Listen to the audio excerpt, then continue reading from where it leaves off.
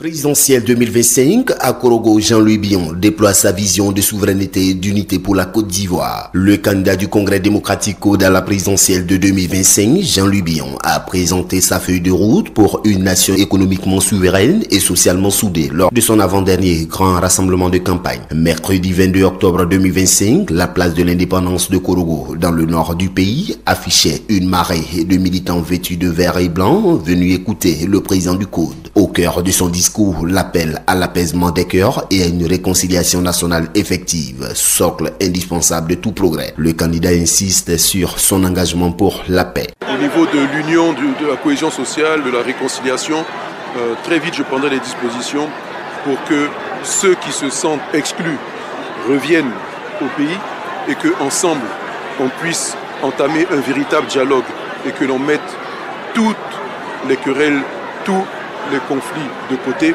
et qu'on parte sur un pied nouveau. S'adressant à une région au fort potentiel agricole, coton et noix de cajou, l'industriel Jean-Louis Billon a pointé du doigt l'urgence d'une transformation locale des matières premières. Il dénonce le paradoxe d'un pays producteur qui n'exploite pas la valeur ajoutée de ses richesses et détaille ses mesures pour l'industrialisation du Nord. On produit beaucoup de matières premières en Côte d'Ivoire et on ne transforme pas assez. Je suis un industriel avant d'être un acteur politique. L'autre nom d'un pays développé, c'est un pays industrialisé. Et je viens justement pour l'industrialisation de la Côte d'Ivoire. Donc les matières premières seront essentiellement transformées en Côte d'Ivoire. La filière coton, par exemple, autrefois, le coton était récolté, filé, tissé, et on avait des usines d'habillement ici. Combien d'Ivoiriens se souviennent que la grande marque Wrangler américaine produisait ses blue jeans ici en Côte d'Ivoire et d'autres habits. Ça va revenir. Il faut restructurer les filières qui ont été laissées à l'abandon et ajouter de nouvelles filières pour le développement de notre pays.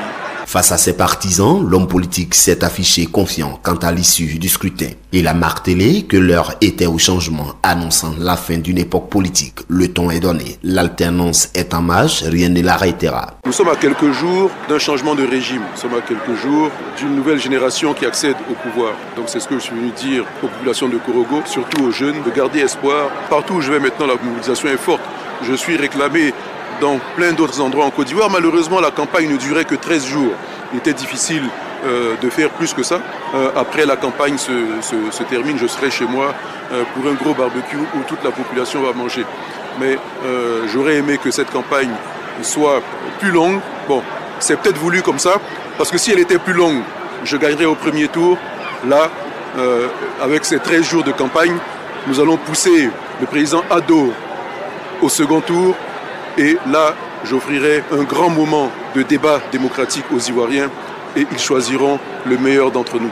Après cette démonstration de force dans le Nord, le candidat Billon achèvera son périple électoral le jeudi 23 octobre à Boaké, dans le centre. Un dernier meeting qui s'annonce comme l'ultime tribune pour sceller l'espoir d'une nouvelle ère et convaincre les indécis à la veille d'un scrutin présidentiel capital.